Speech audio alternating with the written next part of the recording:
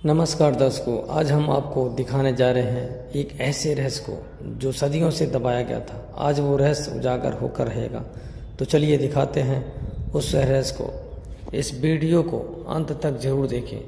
भाव की जंजीरों को तोड़ा और इंसानियत की राह दिखाई। उन्होंने धार्मिक और सामाजिक पाखंडों को खुली चुनौती दी। उन्होंने अपनी साधारण भाषा में गहरे दर्शन को व्यक्त किया, जिससे हर व्यक्ति उनकी वाणी को आसानी से समझ सके। सब जन में एक बीज से सबकी मिट्टी एक, मन में दुविधा पड़ गई, हो गए रूप अनेक, हो गए रूप अनेक। कबीर साहिब जी के दोहे हर व्यक्ति को अपनी ओर चुंबक की तरह खींच लेते हैं, चाहे वो व्यक्ति किसी भी जाति या मजहब का हो, पढ़ा लिखा हो या अनपढ़ हो। इतनी मिठास, इतना अपनापन, जैसे कबीर जी के दोहे शब्द नहीं बल्कि आत्मा की आवाज हो। यही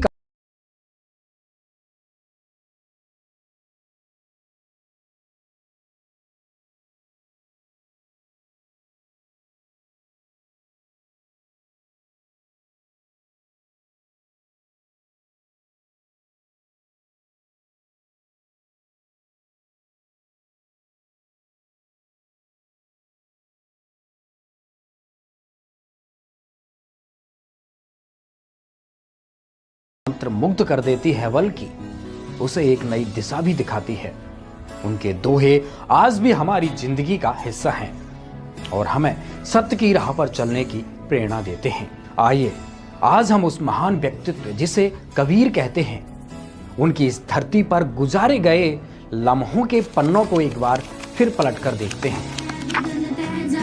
कबीर वैद मुआ, रोगी मुआ, मुआ सब संसार, एक कबीरा नाम हुआ, जे नाही रोवन हार। आज दुनिया भर में चाहे जहां भी देखो, मानव जीवन के प्रेरणा स्रोत बने उन महापुरुष कबीर साहिब के गुणगान करते लोग थकते नहीं हैं। अगर आप मुझसे पूछेंगे पूरी इंडियन हिस्ट्री में अगर मुझे एक व्यक्ति के पैर छूने हो तो मैं कबीरदास को चुनूंगा। दुनिया की महानतम बड़ी से बड़ी यूनिवर्सिटीज आज संत कबीर की वाणी पर रिसर्च कर रही है। कबीर का चमत्कार है कि वह हमें अपने दिल को प्याले की तरह खोलकर दिव्य प्रेम के लिए आमंत्रित करते हैं। यह बहुत ही सुंदर और प्रभावी तरीका है, क्योंकि यह सुखदायक है। वह प्यार जो हमें अपने माता पिता से भी नहीं मिला, तब हम फिर से अपने परम तत्व से जुड़ने लगते हैं। इसलिए मैं रोया। जब मैं यहाँ हूँ तो मैं काफी रो रहा हूँ। मैंने देखा दूसरे लोगों की भी आंखों में आंसू थे। तो आडंबर लोग जो चाहते हैं, आडंबर वाले, वो कबीर को कहते हैं कबीर ने हमारा नाश किया। कबीर ने आडंबरवाद के खिलाफ उठाई है, सनातन धर्म के खिलाफ कोई आवाज नहीं उठाई। वो ये बात कबीर की तारीफ में कह रहे हैं कि अगर कबीर नाम का व्यक्ति इस कलयुग में नहीं हुआ होता तो वेद, लोक और कलयुग तीनों ने मिलकर भक्ति को रसातल में पहुंचा दिया होता। अगर कलयुग में भक्ति बची है तो कबीर के कारण बची, जो काशी का जुलाहा है। कहे कबीरा सुन ले रे बंदे, भटक मरो ना कोए, भटक मरो ना कोए। ऐसे ही लोगों में से एक जिनके जीवन में कबीर साहिब जी भगवान के पर्याय हैं। आइए सुनते हैं विश्व प्रसिद्ध पाकिस्तानी सूफीमय गुलाम फरुद्दीन अयाज अल हुसैनी जी को, जिनके जीवन का आधार ही कबीर जी हैं।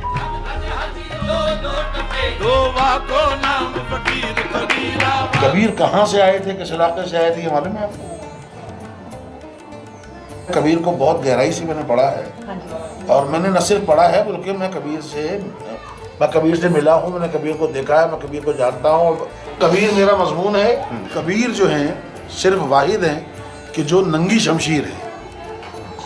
कबीर ने कोई कंप्रोमाइज नहीं किया। कबीर ने जो देखा वो कहा, और जो सच देखा वो कहा, और सच के अलावा कुछ नहीं कहा।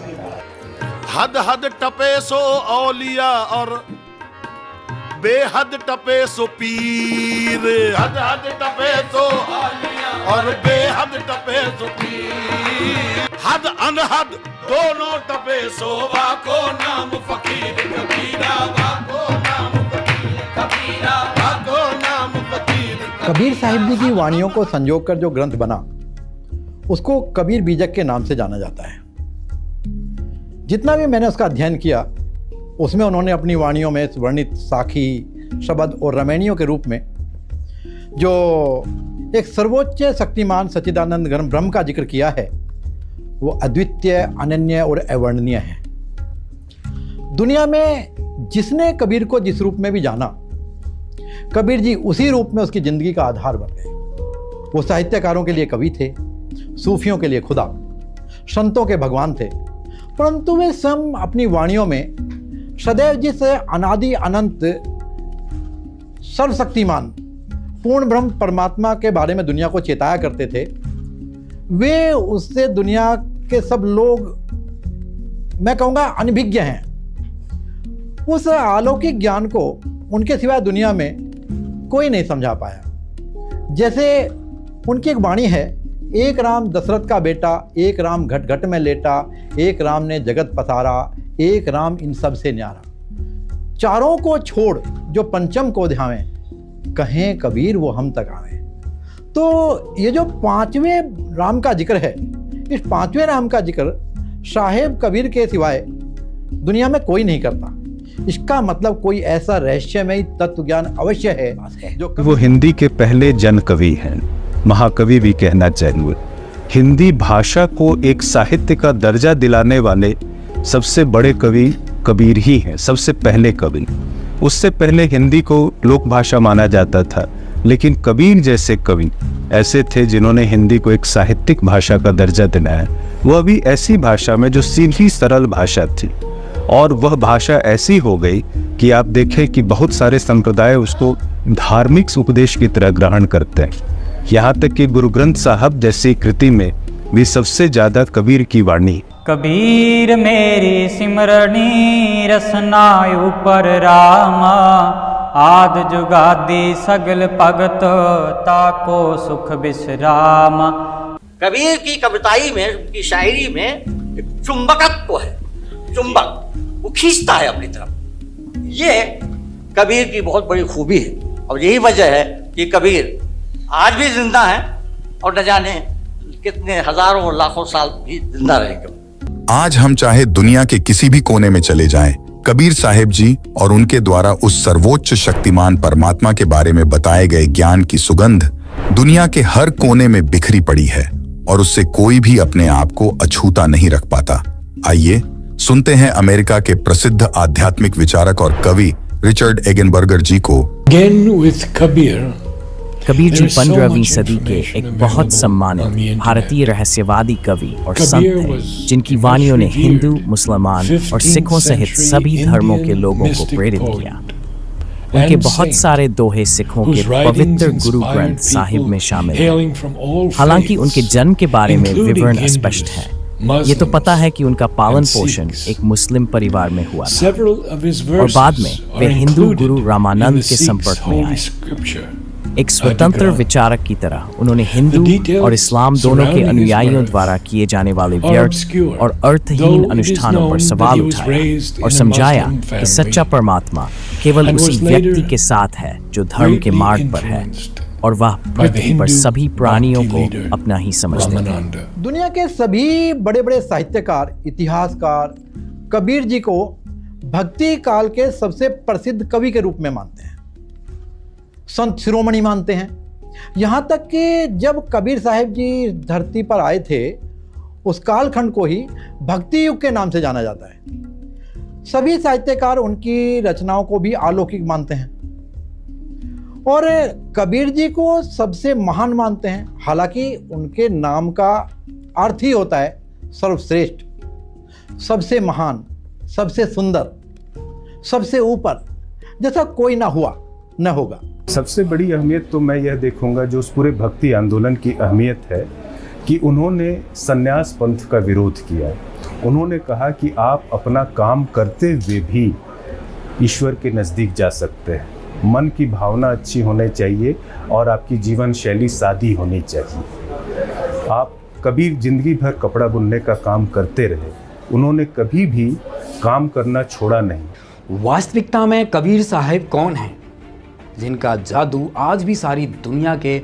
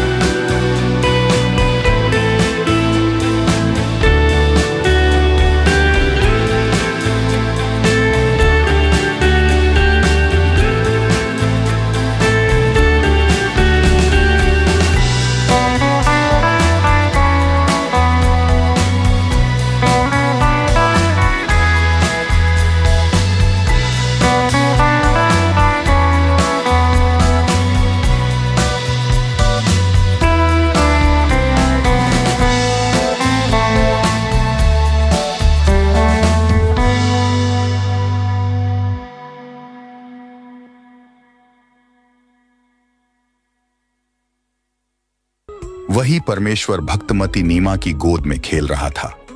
जिस शांतिदायक परमेश्वर को आनंद की प्राप्ति के लिए प्राप्त करने की इच्छा से साधना की जाती है, वही परमेश्वर नीमा के हाथों में सीने से लगा हुआ था।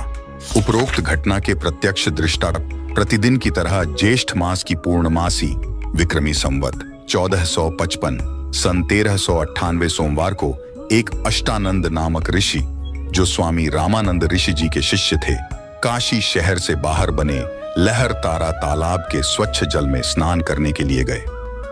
ब्रह्म मुहूर्त का समय था। ब्रह्म मुहूर्त का समय सूर्योदय से लगभग 1.5 घंटा पूर्व का होता है। ऋषि अष्टानंद जी ने लहर तारा तालाब में स्नान किया। वे प्रतिदिन वहीं बैठकर कुछ समय अपनी पाठ पूजा किया करते थे। ऋषि अष्टानंद जी ध्यान मग्न होने की चेष्टा कर ही रहे थे। उसी समय उन्होंने देखा कि आकाश से एक प्रकाश पुंज नीचे की ओर आता दिखाई दिया। वह इतना तेज प्रकाश था, उसे ऋषि जी की चर्म दृष्टि सहन नहीं कर सकी। जिस प्रकार आंखें सूर्य की रोशनी को सहन नहीं कर पाती, सूर्य के प्रकाश को देखने के पश्चात आंखें बंद करने पर सूर्य का आकार दिखाई देता है, उसमें प्रकाश अधिक नहीं होता। इसी प्रकार प्रथम बार परमेश्वर के प्रकाश को देखने से ऋषि जी की आंखें बंद हो गईं। बंद आंखों में शिशु को देखकर फिर से आंखें खोली। ऋषि अष्टानंद जी ने देखा कि वह प्रकाश लहरतारा तालाब पर उतर गया, जिससे पूरा सरोवर प्रकाशमान हो गया तथा देखते ही देखते वह प्रकाश जलाशय के एक कोने में सिमट गया। ऋषि अष्टानंद जी ने सोचा, यह कैसा दृश्य मैंने देखा? यह मेरी भक्ति की उपलब्धि है या मेरा दृष्टि दोष है? इसके विषय में गुरुदेव स्वामी रामानंद जी से पूछूंगा।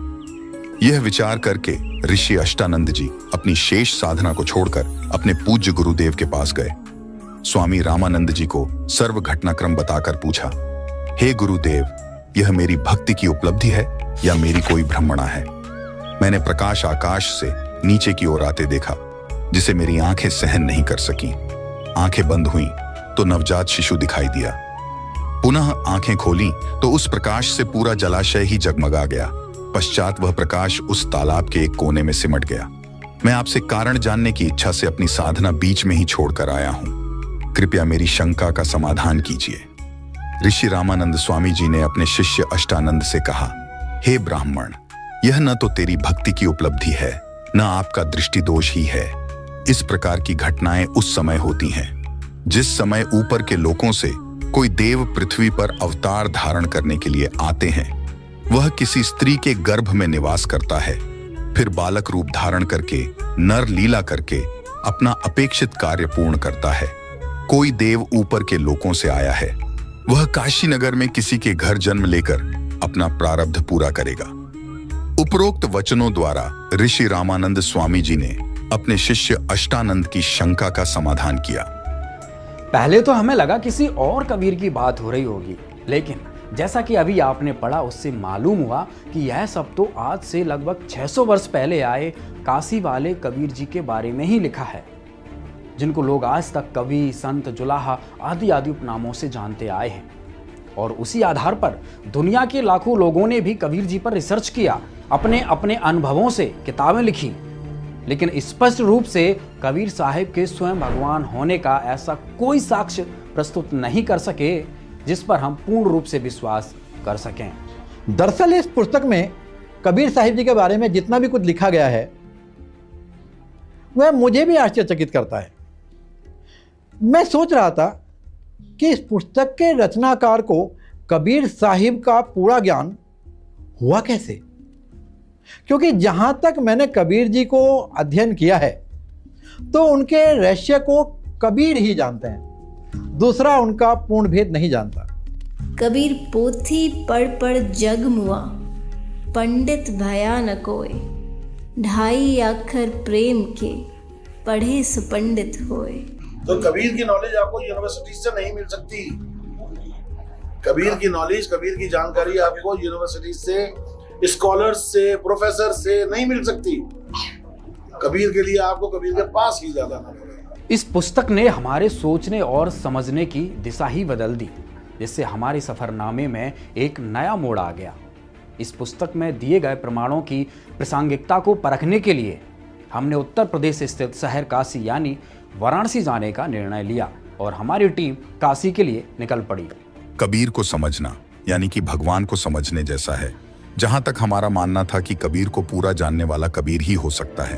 शीशु तारे भूय धरे, तापर राखे पाँव, दास कबीरा यूं कहे, ऐसा हो तो आओ। कबीर परमेश्वर पुस्तक में दिए गए प्रमाणों की सत्यता को जांचने के लिए काशी पहुंचकर सबसे पहले हम उस स्थान पर पहुंचे जहां कबीर साहिब जी प्रकट हुए थे।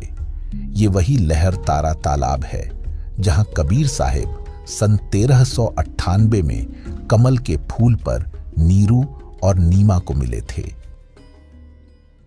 ये जो स्थान आप देख रहे हैं ये लहरतारा तालाब का किनारा है, जैसे कि आपको वहाँ पे तालाब में दिखाई दे कबीर जी का वहाँ पर प्रकट हुआ था और इस किनारे से होते हुए नीरू नीमा कबीर जी को उठाकर लाए थे। और ये हम आपको ले चले जो कबीर साहब के उस समय के प्राचीन मंदिर है जो वीर सिंह बघेल ने बनवाया था।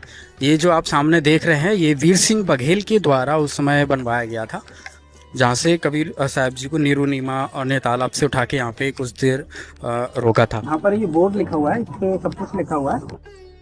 श्री सदगुरु कबीर प्राकट्य स्थल यह वही स्थल है जहां पर सदगुरु कबीर साहब जेठ पूर्णिमा विक्रम संवत 1455 सन 1398 में उतरे थे। इसी स्थल से नीरू नीमा इन्हें उठाकर नीरू टीला, नरहरपुरा, अब कबीर चौरा, काशी ले गए थे। यह मंदिर अति प्राचीन है। इसे आचार्य श्रुति गोपाल साहेब एवं राजाधिराज वीर सिंह बघेल ने विक्रम संवत 1585 माघ सुदी नमी को बनवाया था, जो आज भी अपने मूल रूप में विद्वान है। इस स्थल का उल्लेख देश विदेश के अनेक विद्वानों ने किया है। इसके उत्तर में कुछ दूरी पर कबीर स्तंभ है, जहाँ पर नीरू स्थल का निर्माण उत्तर प्रदेश शासन द्वारा कराया गया है। तो यहाँ पर कबीर साहब का प्राकट्य स्थल है और यहीं पर वो आकर उनके माता पिता लाकर यहीं रहते थे। और ये उस समय का प्राचीन मंदिर है जो उस समय भी विद्वान थे। यहाँ पर आश्रम, उस समय अष्टानंद करके यहाँ एक ऋषि हुआ करते थे जी, वो इसके आश्रम है। और ये मंदिर वो प्राचीन है। और ये आप देखेंगे पूरा तालाब है, ये लहरताल, ये गंगा और वर्णा 80 यानी कि ये और लहरताल के जो तीनों चारों के बीच में जो है वो काशी है। जब लहर गंगा जी अपने पूरे लहर देखते थे बरसात में, तो ये पूरे भरा हुआ स्थल होता था। सर, हमारी किताबों में कबीर साहब जी का जीवन परिचय आता है, जिसमें लिखा हुआ है कि कबीर जी का जन्म जो विधवा ब्राह्मणी के गर्भ से हुआ है। इस बारे में आप क्या कहेंगे? ये तो सरासर ये ब्राह्मणों के अपने तरह से बनाया, क्योंकि विधवा ब्राह्मणी क्या होते तो उसकी खानदान सारी चीज पता होता है और वो क्यों छोड़ के जाते उसकी सारी कुल का पता होता और तब वो नीरू नीमा को नहीं मिलते हैं। और क्योंकि ऐसा मान्यता है कबीर जी को प्रगट स्थल प्रगट है, ऐसा मान्यता है। और उनकी लास्ट में भी वही स्थिति है कि कमल के फूल में मिले और लास्ट में भी कमल हो गया, जो उनकी डेड बॉडी नहीं मिला जब काशी छोड़कर उन्होंने मगहर अपना, ऐसा मान्यता था कि मगहर में मरने से गधा होते हैं और काशी में मरने से मुक्ति होते हैं। तो कबीर जी ने उन्होंने इस भ्रम को तोड़ने के लिए काशी छोड़कर मगहर गया और उन्होंने अपने शरीर वहीं छोड़े, तो वहाँ भी उनकी डेड बॉडी नहीं मिली, उसकी जगह भी फूल मिले और जो फूल और चादर मिले तो फूल का मंदिर बनाया गया। और वहाँ के जो मुसलमान शासक थे बिजली खां पटा, उन्होंने मजार बनाया और वहीं से कुछ फूल लाकर जहाँ कबीर जी रहा करते थे वहाँ पर एक समाधि दिया गया। यहाँ पर ही ये जो अष्टानंद का विवरण आता है कि जब कबीर जी प्रकट हुए थे तो अष्टानंद को एक प्रकाश दिखा था, तो वो अष्टानंद जी यहीं पर बैठ के तपस्या कर रहे थे। आज भी उनकी यहाँ पे अष्टानंद की, ये आप सामने देखिए, ये उनकी समाधि बनाई गई है। यहाँ से जो उनसे हम जानेंगे। सर, अष्टानंद के बारे में क्या बताएंगे आप? अष्टानंद जी उस समय जो ऐसा मान्यता था कबीर जी को देखते थे, वो उसकी एक तरह संरक्षक थे और वो यहाँ पर बैठते थे और बाद में उनकी ये समाधि यहाँ पर दिया गया। उस समय भी ये आश्रम हुआ करते थे। कबीर जी जब प्रकट हुए थे तो उन्होंने आंखों से देखा हुआ था, इस चीज का प्रमाण? हाँ जी, उन्होंने देखा था कि कुछ प्रकाश आया, फिर बाद में उनको नीरू नीमा को मिला तब भी पता चला। तो यहाँ पर दोस्तों अभी दिखाया ये अष्टानंद की यहाँ पे समाधि बनी हुई है। तो जो इतिहास में 600 साल पुराना इतिहास है, कोई ज्यादा लाखों वर्ष पुराना इतिहास नहीं है जिसको ना माना जाए। इससे अब एक चीज सिद्ध हो गया, ग्राउंड रिपोर्ट आपको दिखाई, इस पे स्पष्ट हो गया कि कबीर जी सशरीर प्रकट हुए थे। यहाँ के जो लोग हैं इनको मूल जानकारी है कि कबीर जी का किसी भी माता पिता से उनका जन्म नहीं हुआ था, वो सशरीर प्रकट हुए थे। तालाब से किनारे से यहाँ पे नीरू नीमा लेके आए थे। उनकी यादगार में यहाँ पे वीर सिंह बघेल ने ये यादगार बनाई और इसी स्थान पर यहाँ पर अष्टानंद, जब कबीर जी का प्रकट हुआ, जब आसमान से प्रकाश का गोला एक आया तो अष्टानंद ने देखा था, तो यहाँ पे अष्टानंद की एक समाधि बनी हुई है। सर, कुछ लोगों का मानना है कि कबीर साहब जी का जन्म विधवा ब्राह्मणी से हुआ है, इस बारे में आप क्या कहेंगे?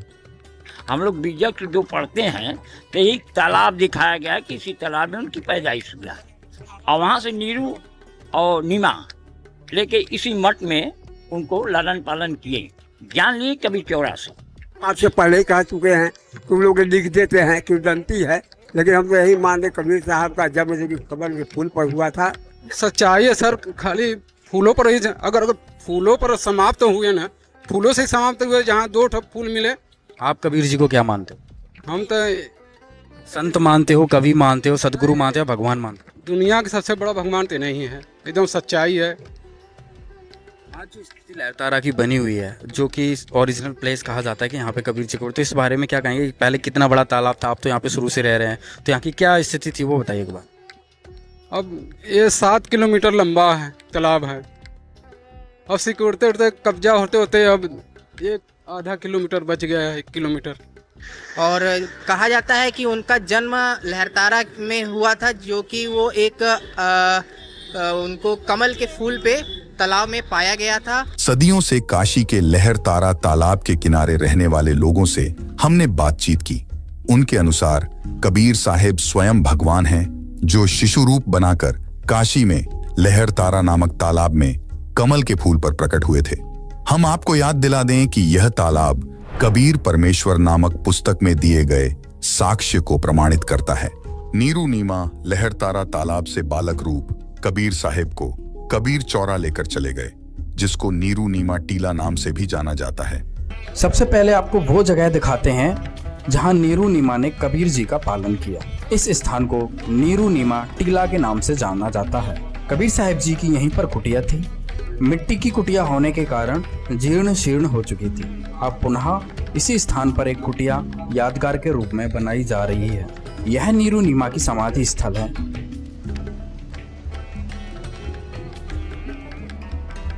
ये कबीर साहिब जी का 600 साल पुराना कुआं है। इसमें अभी भी मीठा जल है। आने जाने वाले लोग यहाँ पर इस कुएं के पानी से अपनी प्यास बुझाते हैं। ये इतिहास की वो यादें हैं जिनको कभी मिटाया या भुलाया नहीं जा सकता। वो सत्पुरुष थे, महापुरुष थे, और ऐसा महापुरुष थे जो कि लोगों को एक सर्जनशील का काम करते थे कि कबीर जी को हमारे तो भगवान है ही, क्योंकि वो तो एक अच्छे पथदर्शक है। तो मेरे लिए तो भगवान ही।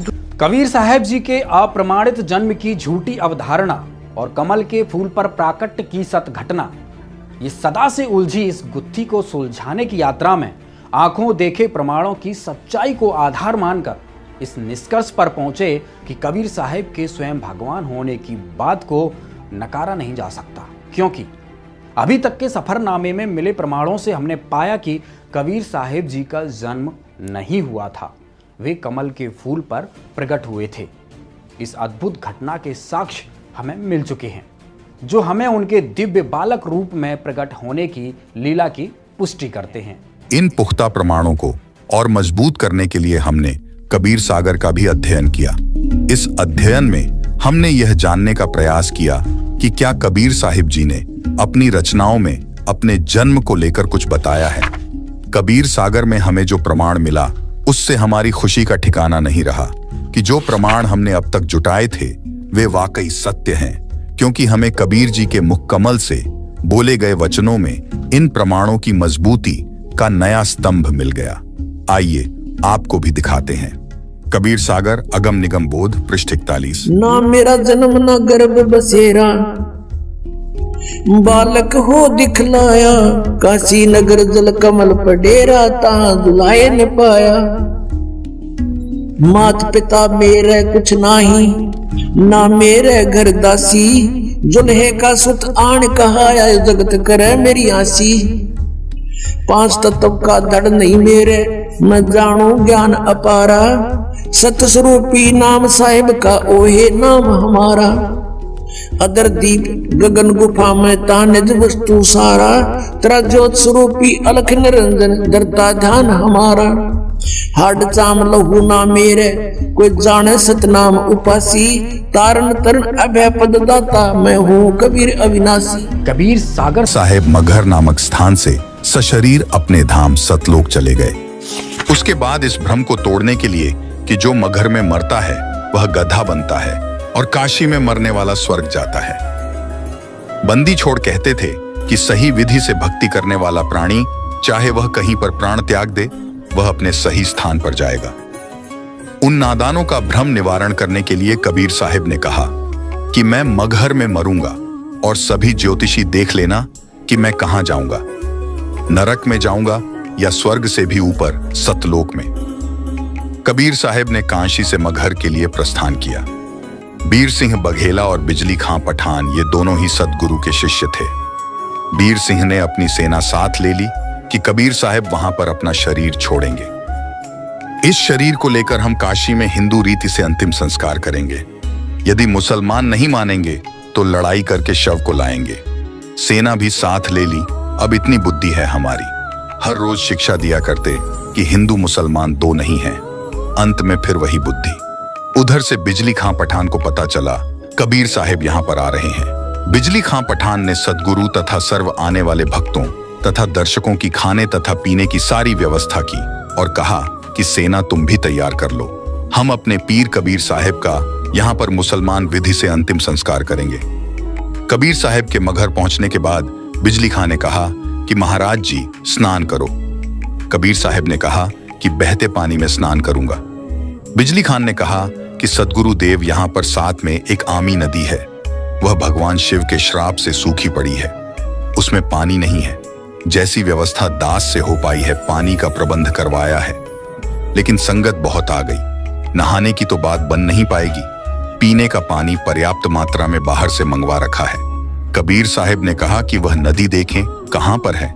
उस नदी पर जाकर साहिब ने हाथ से ऐसे इशारा किया था जैसे यातायात ट्रैफिक का सिपाही रुकी हुई गाड़ियों को जाने का संकेत करता है। वह आमी नदी पूरी भरकर चल पड़ी। यह आमी नदी वहां पर अभी भी विद्यमान है। सबने जय जयकार की। साहिब ने कहा कि एक चद्दर नीचे बिछाओ, एक मैं ऊपर ओढ़ूंगा, क्योंकि वे तो जानी जान थे। कहने लगे कि ये सेना कैसे ला रखी है तुमने। अब बिजली खां पठान और बीर सिंह बघेला आमने सामने खड़े हैं। उन्होंने तो मुंह लटका लिया और बोले नहीं। वे दूसरे हिंदू और मुसलमान बिना नाम वाले बोले कि जी हम आपका अंतिम संस्कार अपनी विधि से करेंगे। दूसरे कहते हैं कि हम अपनी विधि से करेंगे। चढ़ा ली बाहें, उठा लिए हथियार तथा कहने लगे कि आ जाओ। कबीर साहिब ने कहा कि नादानों, क्या मैंने यही शिक्षा दी थी 120 वर्ष तक। इस मिट्टी का तुम क्या करोगे?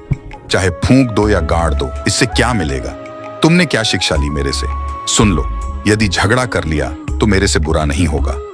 वे जानते थे कि ये कबीर साहिब परम शक्ति युक्त हैं। यदि कुछ कह दिया तो बात बिगड़ जाएगी। शांत हो गए, पर मन में यही थी कि शरीर छोड़ने दो, हमने तो यही करना है। वे तो जानी जान थे। उस दिन गृह युद्ध शुरू हो जाता, सत्यानाश हो जाता, यदि साहेब अपनी कृपा न बख्शते। कबीर साहिब ने कहा कि एक काम कर लेना, तुम मेरे शरीर को आधा आधा काट लेना, परंतु लड़ना मत। ये मेरा अंतिम आदेश सुन लो और मानो। इसमें जो वस्तु मिले उसको आधा आधा कर लेना। महीना माघ शुक्ल पक्ष, तिथि एकादशी, विक्रमी संवत 1500 पिछेत्र सन 1518 को कबीर साहिब ने एक चद्दर नीचे बिछाई और एक ऊपर ओढ़ ली। कुछ फूल कबीर साहिब के नीचे वाली चद्दर पर 2 इंच मोटाई में बिछा दिए। थोड़ी सी देर में आकाशवाणी हुई कि मैं तो जा रहा हूं सतलोक में, स्वर्ग से भी ऊपर। देख लो, चद्दर उठाकर, इसमें कोई शव नहीं है। जो वस्तु है वे आधी आधी ले लेना, परंतु लड़ना नहीं। जब चद्दर उठाई तो सुगंधित फूलों का ढेर शव के समान ऊंचा मिला। बोलो सतगुरु देव की जय। बीर देव सिंह बघेल और बिजली खां पठान एक दूसरे के सीने से लगकर ऐसे रोने लगे जैसे कि बच्चों की मां मर जाती है। फिर तो वहां पर रोना धोना मच गया। हिंदू और मुसलमानों का प्यार सदा के लिए अटूट बन गया। एक दूसरे को सीने से लगाकर हिंदू और मुसलमान रो रहे थे। कहने लगे कि हम समझे नहीं, ये तो वास्तव में अल्लाह आए हुए थे और ऊपर आकाश में प्रकाश का गोला जा रहा था। बोलो सतगुरु देव की जय सत साहेब। तो वहां मगहर में दोनों धर्मों, हिंदुओं तथा मुसलमानों ने एक एक चद्दर तथा आधे आधे सुगंधित फूल लेकर 100 फुट के अंतर पर एक एक यादगार भिन्न भिन्न बनाई, जो आज भी विद्यमान है। तथा कुछ फूल लाकर काशी में, जहां कबीर साहिब एक चबूतरे चौरा पर बैठकर सत्संग किया करते, वहां काशी चौरा नाम से यादगार बनाई। अब वहां पर बहुत बड़ा आश्रम बना हुआ है। मगहर में दोनों यादगारों के बीच में एक साझा द्वार भी है। आपस में कोई भेदभाव नहीं है। हिंदू और मुसलमान ऐसे रहते हैं कि जैसे सगे भाई रहा करते हैं। उनसे हमने बात की थी तो उन्होंने कहा कि हमारी आज तक धर्म के नाम पर कोई लड़ाई नहीं हुई। वैसे कहा सुनी तो घर के घर में हो जाती है, फिर भी हमारी आपस में धर्म के नाम पर लड़ाई नहीं होती है। बिजली खां पठान ने दोनों यादगारों के नाम 500 बीघा जमीन दी, जिसमें हिंदू तथा मुसलमान अपने प्रबंधक कमेटी बनाकर व्यवस्थित किए हैं। कबीर परमेश्वर नामक पुस्तक में दी गई कबीर साहिब के साथ शरीर सतलोक जाने की जानकारी के साक्ष्य को प्रमाणित करने के लिए हमारी टीम पुनः उत्तर प्रदेश के संत कबीर नगर जिले में स्थित मगहर नामक स्थान के लिए निकल पड़ी। आइए रूबरू होते हैं मगहर स्थित उस स्थान से जहां अंत समय में कबीर जी का शरीर नहीं मिला था। कबीर साहब जी की यादगार बनवाई थी। यह कबीर जी की मज़ार है। इसकी देखरेख यहाँ एक मुस्लिम परिवार पीढ़ियां दर पीढ़ियां करता आ रहा है। अब चलते हैं मंदिर की तरफ। ये आप सामने देख रहे हैं, ये हिंदू राजा के द्वारा बनाई गई कबीर साहब की समाधि है। कबीर साहब जी की यहीं पर कुटिया थी। इसी कुटिया के बाहर हिंदू मुस्लिम हजारों की संख्या में खड़े थे। कबीर जी के शरीर को लेकर अपने अपने धर्म की मान्यताओं के अनुसार उनका अंतिम संस्कार करना चाहते थे। इसी बात को लेकर लड़ने के लिए वो तैयार हो गए थे। कबीर साहब ने फिर दोनों राजाओं को समझाया था। अंत में कबीर साहब ने कहा था, आप लोगों को हमारा शरीर नहीं मिलेगा, जो भी वस्तु मिले उसको आधा आधा कर लेना। उसके खिलाफ फतवे हो जाएंगे और छठे दिन उसके घर में आग लग जाएगी। लेकिन ऐसे समय में जब इस्लामिक सत्ता थी और बनारस में खड़े होकर उस फकीर ने डंडा उठाकर जो लिखा, आज ये लिखे जाने की जरूरत है। यदि आज कबीर होते तो या तो जेल में होते, या पागलखाने में होते, या अस्पताल में होते। यहाँ यह बात भी कम विस्मयकारी नहीं है कि वर्तमान में इस तत्व ज्ञान को इस पुस्तक में संकलित करने वाले संकलनकर्ता आज जेल में ही हैं। उन महापुरुष का नाम है संत रामपाल जी महाराज। अब इसमें कोई शक की गुंजाइश नहीं रह जाती, क्योंकि कबीर साहिब को पूरा जानने वाला, कबीर मार्ग पर चलने वाला, कबीर की तरह खरी खरी बोलने वाला, वो कोई और नहीं, वो समर्थ कबीर ही है।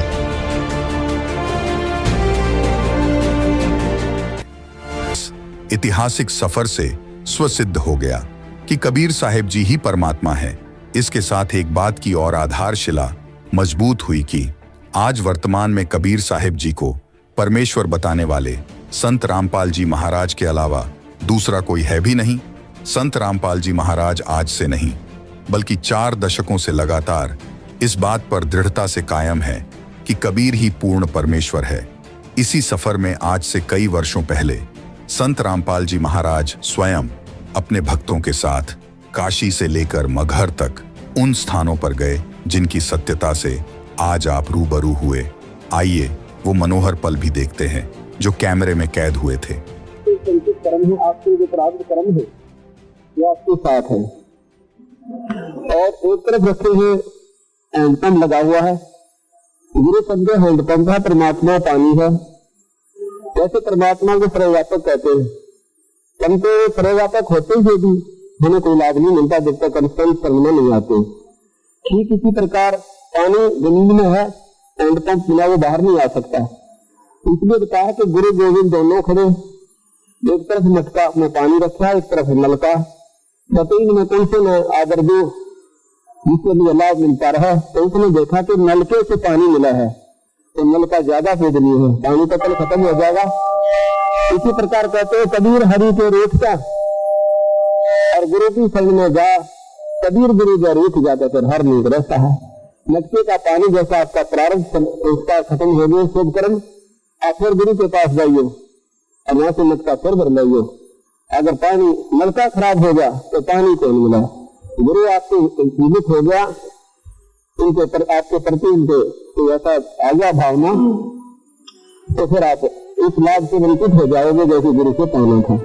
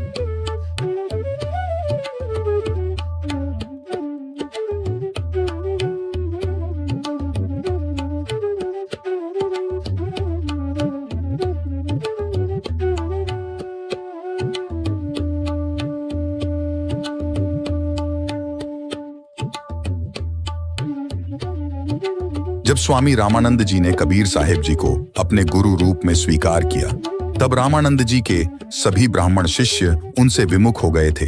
केवल अष्टानंद जी ही उनके साथ रह गए थे।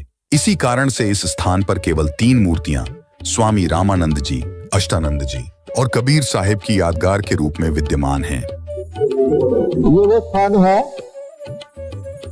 गंगा का किनारा, जहाँ पर पूज्य स्वामी रामानंद जी महाराज स्नान के लिए यहाँ पर ब्रह्म मुहूर्त में आया करते थे।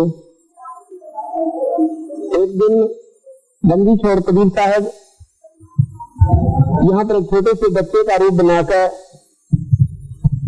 2-2.5 वर्ष के बच्चे का, और यहाँ पर पौड़ियां विद्यमान थी जहाँ पर ये बना रखे हैं। घास था यहाँ पर यादाश्त वास्ते ही उन्होंने ये सारा संतों ने अपना ये तय करना पड़ा कि कहीं उनकी यथार्थता कहीं गुम न हो जाए, आने वाले समय में पहचान न रहा है। ये सच्चाई आपके सामने होगी। यहाँ पे हो सकता है कोई नहीं सोचता वैसे झूठ बोलते होंगे, किसी ने देखा है। आपकी तुलसी भी तो इस बात को प्रमाणित करती जाएंगी कि हमारे माता पिता, हमारे दादे परदादे गए थे और ये बता गए थे हम आख्या देवता है 100 सत्य है। ये सतगुरु की यथार्थता आगे और हजारों का घर करेगी। जो खोज के बात की जाती हम देख पाएगा यहाँ पर, फिर अगले गुंजाइश नहीं रहती सच्ची बात को झूठ को उनकी। यही कारण है कि हमारे कबीर पंथ को उभरने दिया लोगों ने। क्यों नहीं उभरने दिया? क्योंकि इनके जो यथार्थ चीजें थी वो स्वीकार नहीं हुई। अब हमारे सामने बंदी छोड़ का पूरा प्रमाण है, जहाँ वो प्रगट हुए, जहाँ उनका लाली पालन और लीलाकरी व देखा है, जहाँ दीक्षा ली वो देखी। अब चलेंगे वहां पर मगहर में, जहाँ पर उनकी अंतिम यात्रा थी, और जहाँ से अपने सतलोक को 120 वर्ष तक अनजान आत्माओं को चेता कर अपने स्वदेश को सशरीर लौट गए। यहाँ पर उनके फूल पाए थे, भारत का शरीर नहीं मिला। बोल सतगुरु देव।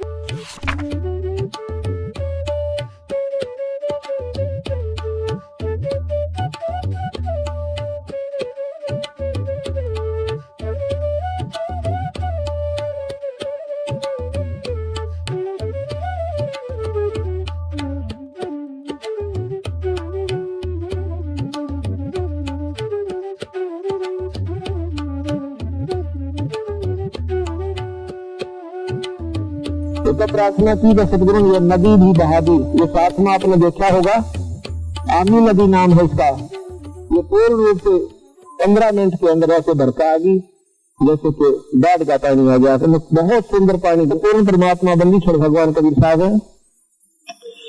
आप मगर में जो देख रहे हो, उसके बाद महाराज ने शरीर छोड़ना चाहा, और उनके झगड़े को देख करके सतगुरु ने कहा कि भाई लड़ियो मत ना, इसमें कुछ नहीं पाया। ये लड़ियो मत ना, इसमें कुछ नहीं पाया। ये एक चादर नीचे बिछाऊंगा, एक ऊपर, बीच में जो वस्तु में लगा दिया कर देना, मेरा शरीर नहीं होगा।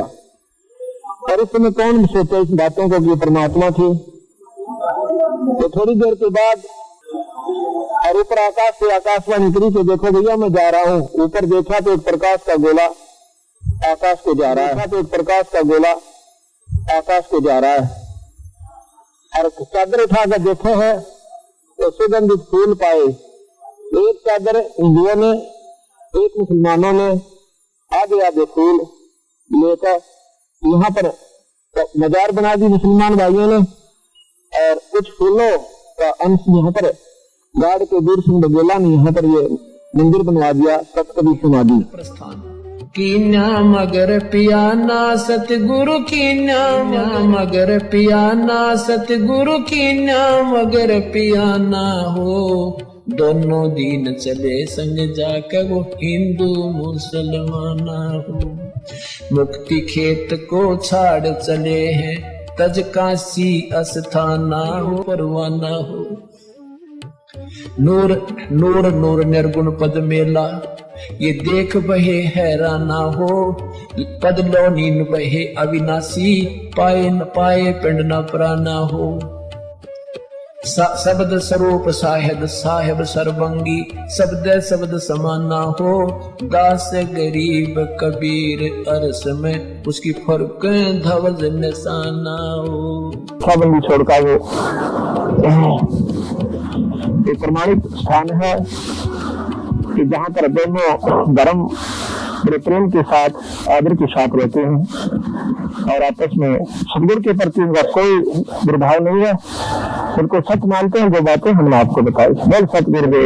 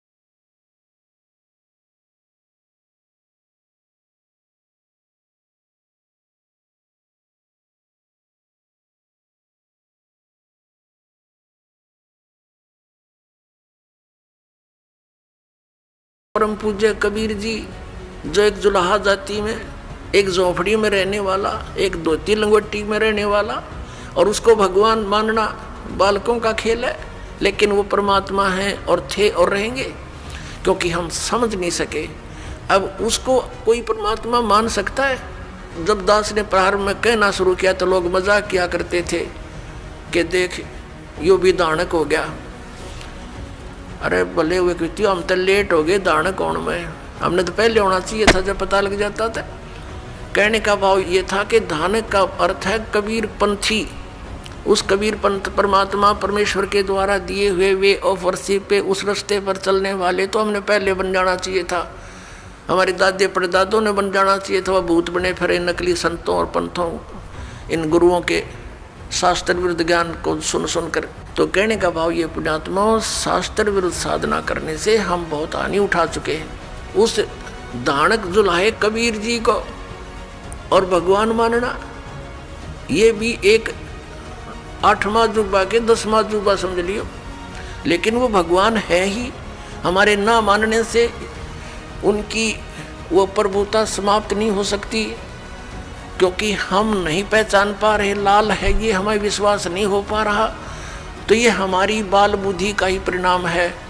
लाल तो इतनी ही कीमत रखता है, वो लाल है, वो पूर्ण परमात्मा है, और वहाँ लीला करने के लिए सह शरीर आए थे, सह शरीर चले गए थे, और पूरा ज्ञान उन्होंने हमें बताया आकर के, जो दास आपको बता रहा। आज के सफरनामे में हमने उस सच्चाई को उजागर की जो अब तक लोगों के बीच अधूरी थी। कबीर जी के नाम पर विश्व प्रसिद्धि प्राप्त करने वाले बुद्धिजीवियों ने गोलमोल बातों से दुनिया को भ्रमित किया, पूर्ण सत्य की ओर नहीं ले जा पाए। किंतु आज आपको यह समझ में आ गया होगा कि कबीर साहब वास्तव में कौन हैं, जिनका नाम लेने से रोम रोम पुलकित हो उठता है, आत्मा प्रफुल्लित हो उठती है। और ऐसा हो भी क्यों ना, ये भी राज अब समझ आया कि आखिर क्यों कबीर साहब की वाणियाँ हर किसी को अपनी ओर आकर्षित कर लेती हैं। क्योंकि कबीर साहब ही सभी प्राणियों के जनक हैं, परम पिता हैं, सभी की आत्मा को उत्पन्न करने वाले परमात्मा हैं। कबीर साहब की पूर्ण पहचान का सफरनामा हमारा संपूर्ण हुआ। धन्यवाद।